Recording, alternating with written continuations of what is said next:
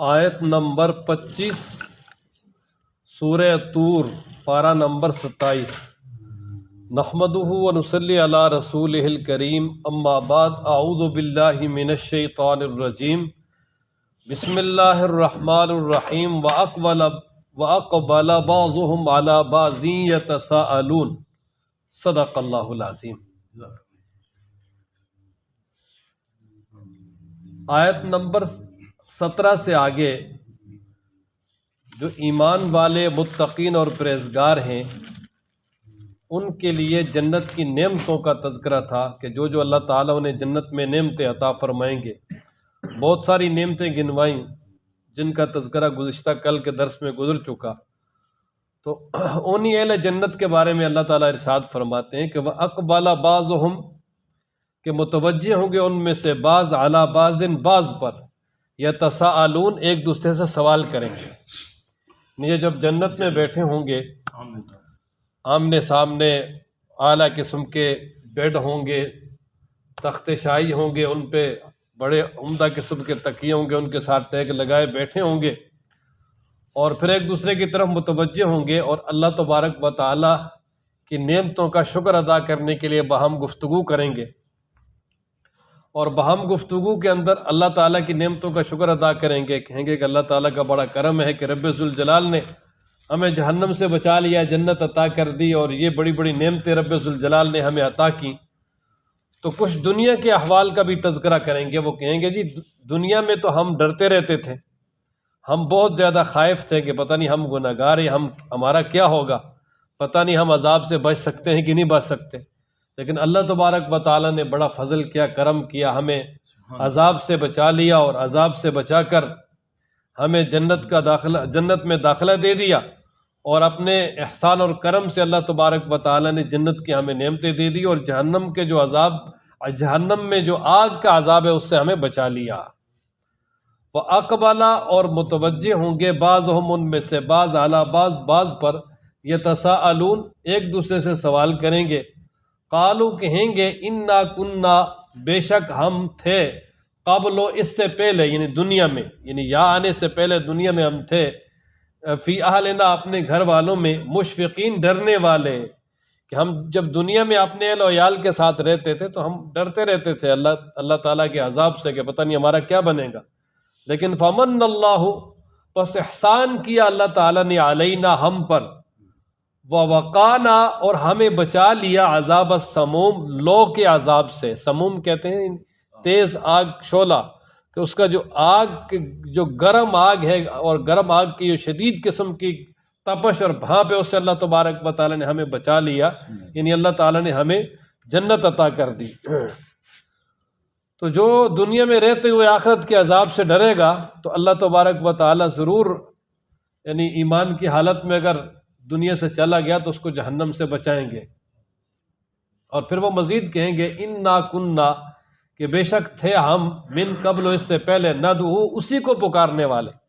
کہ وہ کہیں گے جی دنیا میں ہم صرف اللہ کو پکارتے تھے، یعنی وہ اس اللہ کا شکر ادا کریں گے کہ اللہ کا بڑا فضل کہ دنیا میں اس نے ہمیں مواحد پیدا کیا،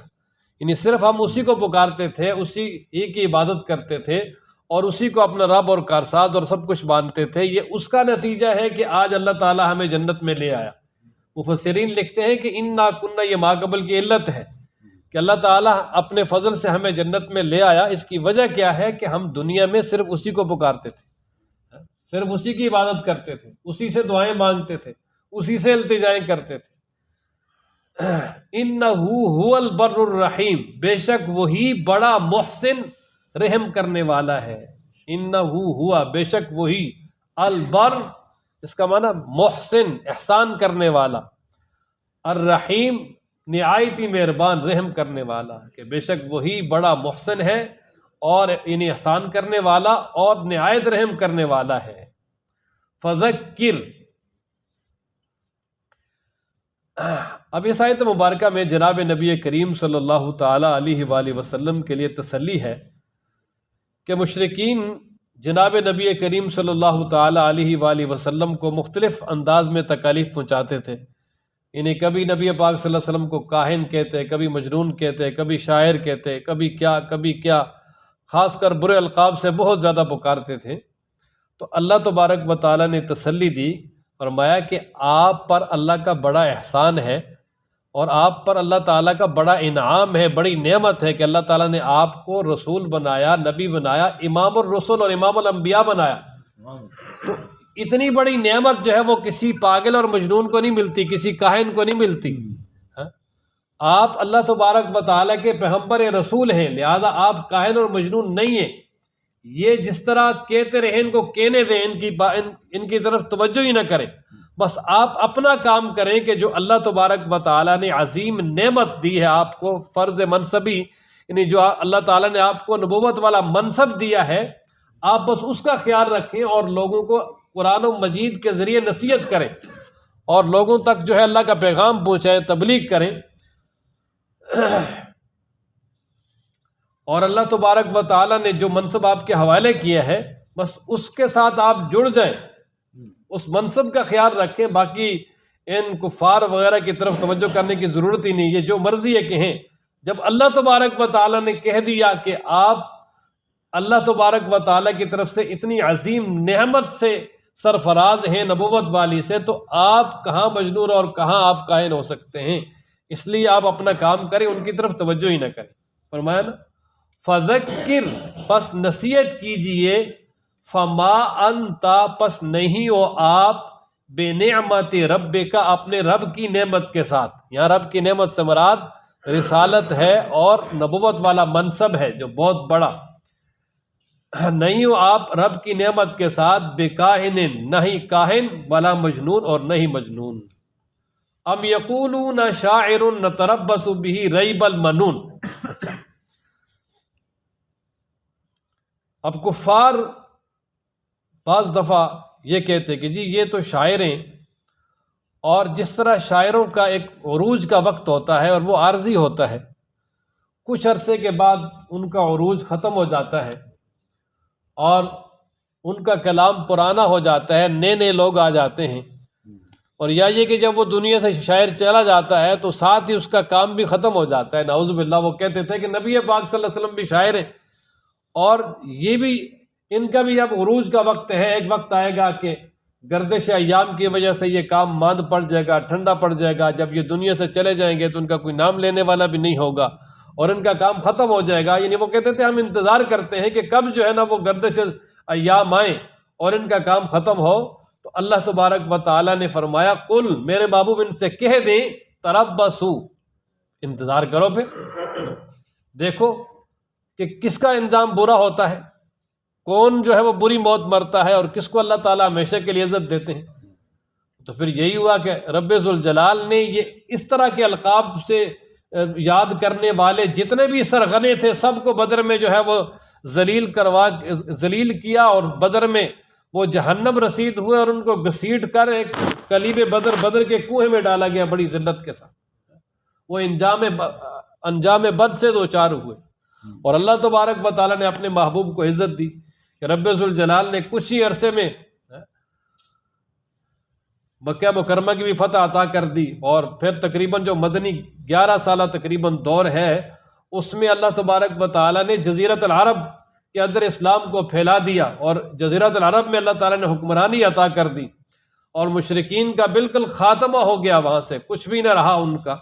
اور پھر اللہ تبارک و تعالیٰ نے جو آپ کا کام اور نام ہے اس کو تو ہمیشہ کے لیے وَرَفَعْنَا لَكَ ذِكْرَكَ، فرمایا ہم نے تو آپ کا نام بلند کر دیا ہے۔ فرمایا کہ أَيْنَ ذُكِرْتُ ذُكِرْتَ، جہاں میرا نام آئے گا وہاں آپ کا نام آئے گا۔ شہادتین میں بھی اللہ کا نام، پھر محمد رسول اللہ کا نام، اذان میں بھی اللہ کا نام، پھر محمد رسول اللہ کا نام، نماز میں، گویا کہ ہر عبادت کے اندر، یہاں تک کہ قبر میں بھی اور حشر میں بھی جناب نبی کریم صلی اللہ علیہ وسلم کا انعام چمکے گا۔ سارے کے سارے آپ صلی اللہ تعالیٰ علیہ وآلہ وسلم کے پاس آئیں گے، آپ علیہ الصلوۃ والسلام سفارش کریں گے، پھر حساب و کتاب شروع ہوگا۔ اس لیے فرمایا ام یقولون،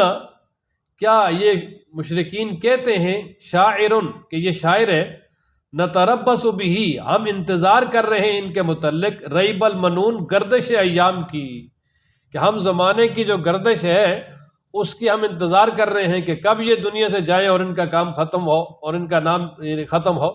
تو اللہ تعالیٰ نے فرمایا قل، کہہ دیجئے تربصوا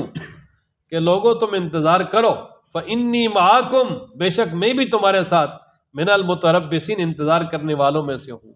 کہ تم ہمارے زوال کا انتظار کر رہے ہو نا تو ہم تمہارے کا کر رہے ہیں، دیکھتے ہیں کس کا ہوتا ہے۔ پھر مشرکین کا ہی ہوا۔ ام تامرہم احلامہم بہذا ام ہم قوم طاغون۔ اچھا، اللہ تبارک و تعالیٰ فرماتے ہیں کہ یہ جو نبی پاک صلی اللہ تعالیٰ علیہ وآلہ وسلم کے متعلق مشرکین باتیں کرتے ہیں، کبھی شاعر کہتے ہیں، کبھی مجنون کہتے ہیں، کبھی ساحر کہتے ہیں، کبھی کاہن کہتے ہیں، اور ساتھ ساتھ یہ بھی کہتے ہیں کہ ہم بڑے عقل مند ہیں، اپنے آپ کو عقل مند بھی کہتے ہیں، تو کیا ان کی جو عقلیں ہیں یہ اس بات پہ ان کو ابھارتی ہیں کہ نبی پاک صلی اللہ علیہ وسلم کے لیے ایسے الفاظ وہ ادا کرے؟ تو اللہ فرماتے ہیں نہیں، بالکل ایسی بات نہیں ہے، بلکہ جو ان کی عقلیں ہیں وہ ان کو ملامت کرتی ہیں۔ اور اس کی سب سے بڑی وجہ یہ ہے کہ جب مشرکین الگ بیٹھتے تھے تو اعتراف کرتے تھے کہ یہ اللہ کے سچے رسول ہیں۔ بہت سارے ایسے واقعات ہیں، باقاعدہ ایک دوسرے کے ساتھ بیٹھتے تھے تو اپنی مجالس میں تو وہ کہتے تھے یار یہ بالکل سچے ہیں، لیکن مسئلہ یہ ہے کہ اگر ان کو مانتے تو ہماری ساری سرداری ختم ہوتی ہے، ہمارا کچھ بھی نہیں بچتا۔ وہ کہتے تھے جس طرح یعنی ساڑھے پلے کا نہیں بچنا، نہیں ہمارے پاس کچھ بھی نہیں رہے گا، باقاعدہ وہ اعتراف کرتے تھے۔ تو اللہ فرماتے ہیں کہ ان کی عقلیں جو ہے نا وہ ان کو اس چیز پہ نہیں ابھارتی تھی، بلکہ اصل بات یہ ہے کہ وہ ایک سرکش قوم تھی، اور سرکشی میں وہ اپنی حد سے گزر گئے تھے، اور جب سرکشی کے اندر اور ضد و عناد کے اندر وہ جب حد سے گزر جاتے تھے تو اس وجہ سے ضد و عناد کی وجہ سے یہ اس طرح کی باتیں کرتے ہیں، باقی ان کی عقلیں ان کو اس بات کا حکم نہیں دیتی۔ اللہ فرماتے نا ام تامرہم، کیا حکم دیتی ہے ان کو احلامہم ان کی عقلیں بہذا اس کام کے بارے میں، یعنی یہ جو برے الفاظ وہ ادا کرتے ہیں اپنی زبانوں سے، تو کیا ان کی عقلیں ان کو حکم دیتی ہیں؟ ام، یہ ام بل کے معنی میں ہے، ام ہم نہیں بلکہ وہ قوم طاغون سرکش قوم ہے، بلکہ وہ کیا ہے جی سرکش قوم ہے، یعنی اپنی سرکشی اور عناد کی وجہ سے یہ بات کہتے ہیں۔ پھر اسی طرح مشرکین کا ایک اور شکوہ تھا، وہ کہتے تھے کہ یہ جو قرآن و مجید ہے یہ اللہ کی کتاب نہیں ہے، یہ نبی پاک صلی اللہ علیہ وسلم سے خود بناتے ہیں، یعنی جس طرح شاعر اپنا کلام بناتے ہیں تو آپ صلی اللہ علیہ وسلم بھی خود جو ہے وہ کلام بناتے ہیں، اور بنا کر جو ہے نا یہ ہمیں سنا دیتے ہیں۔ بلکہ دوسرے مقام پر وہ کہتے تھے جی کچھ عجمی جو غلام ہیں وہ ان کے ساتھ معاون ہیں، اور وہ ان کو وہ کلام بنا کے دیتے ہیں اور پھر یہ لا کے ہمیں سناتے ہیں، یہ اللہ کی طرف سے نہیں ہے۔ تو اللہ تعالیٰ نے پہلے تو اس کا جواب دیا کہ بل لا یؤمنون، یہ بات نہیں ہے کہ یہ آپ علیہ السلام نے خود بنایا ہے، بلکہ وہ اس پر ایمان نہیں لانا چاہتے، اس لیے وہ جھوٹے بہانے بنا رہے ہیں کہ یہ اللہ کا کلام نہیں ہے۔ اور پھر اس کے بعد اللہ تعالیٰ نے پھر انہیں چیلنج کیا، ان کا جواب دیا کہ فرمایا کہ اگر تم یہ کہتے ہو کہ یہ قرآن اللہ کی طرف سے نہیں ہے، خود نبی پاک صلی اللہ علیہ وسلم نے بنایا ہے، تو لہٰذا پھر تم بھی عربی ہو، اور تم بھی اپنی عربی ہونے پہ اور اپنے فصیح و بلیغ ہونے پہ اپنی شاعرانہ زندگی پہ تمہیں بھی بڑا ناز ہے، تو پھر تم بھی اس طرح کا قرآن بنا کے لے آؤ، اس طرح کا کلام بنا کے لے آؤ پھر۔ اور قرآن و مجید نے پھر ان کو 3 چیلنج کیے ہیں۔ پہلا چیلنج یہ فرمایا کہ اگر سارے جن و انس جمع ہو جائیں اور ایک دوسرے کی مدد بھی کریں اور اس قرآن کی مثل لے آئیں، فرمایا نہیں لا سکتے۔ دوسرا چیلنج تھا کہ بھائی 10 صورتیں لے آؤ اس کی طرح گھڑی ہوئی، چھوٹی چھوٹی 10 صورتیں جس طرح علم تر کیف سے آخر تک، لیکن وہ بھی لا سکے نہیں۔ پھر آخری چیلنج جس کا تذکرہ پہلے سپارے میں ہے کہ فرمایا کہ قل ان کنتم فی ریب مما نزلنا علی عبدنا فاتوا بسورۃ من مثلہ، آپ کہہ دیجئے کہ اگر تم شک میں ہو اس قرآن سے جو ہم نے اپنے بندے پہ نازل کیا، تو فاتوا بسورۃ من مثلہ، اس کی مثل ایک چھوٹی سی صورت لے آؤ۔ یہ سورۃ کے آخر میں جو تنوین ہے یہ تقلیل کمی کے لیے کہ چھوٹی سی صورت لے آؤ۔ وَادْعُوا شُهَدَاءَكُم مِّن دُونِ اللَّهِ إِن كُنتُمْ صَادِقِينَ، اللہ کے علاوہ جتنے بھی تمہارے معاون ہو سکتے ہیں سب کو بلا لو، سب کو اکٹھا کر لو۔ اگر تم اپنے اس بات میں سچے ہو کہ قرآن اللہ کی کتاب نہیں ہے، نبی پاک نے خود بنایا ہے، تو پھر سارے مل کے ایک صورت لے آؤ اس کی، اِنَّا أَعْطَيْنَاكَ الْكَوْثَرَ فَصَلِّ لِرَبِّكَ وَانْحَرْ إِنَّ شَانِئَكَ هُوَ الْأَبْتَرُ، سب سے چھوٹی صورت یہ ہے، فرمایا اس کا بھی مقابل لے آؤ، نہیں لا سکے۔ اللہ اکبر۔ تو جب نہیں لا سکے تو پھر جھوٹے ہیں۔ قرآن مجید سچی کتاب ہے اللہ کی، اس میں کوئی شک نہیں ہے۔ ذالک الکتاب لا ریب فیہ، شک کرنے والے 100 مرتبہ کریں لیکن اللہ کی طرف سے ہونے میں اس میں کوئی کسی قسم کا شک نہیں، بلا شک و شبہ یہ رب ذوالجلال کی کتاب ہے۔ بارہا انہیں چیلنج کیا لیکن کوئی قبول نہیں کر سکا اور قیامت تک کر بھی نہیں سکے گا۔ فرمایا نا، ام کیا یقولون، وہ کہتے ہیں، تقولہ،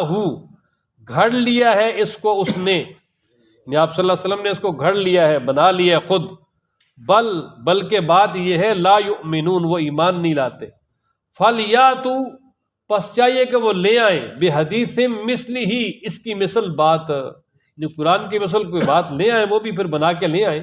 ان کانوا صادقین، اگر وہ اپنی اس بات میں سچے ہیں کہ یہ قرآن اللہ کا کلام نہیں ہے، اگر اس میں سچے تو وہ بنا کے لے آئیں، لیکن نہ بنا کے لا سکے اور نہ قیامت تک کوئی لا سکے گا۔ اللہ تعالی ہم سب کو قرآن پڑھنے، سمجھنے، عمل کرنے کی توفیق عطا فرمائے۔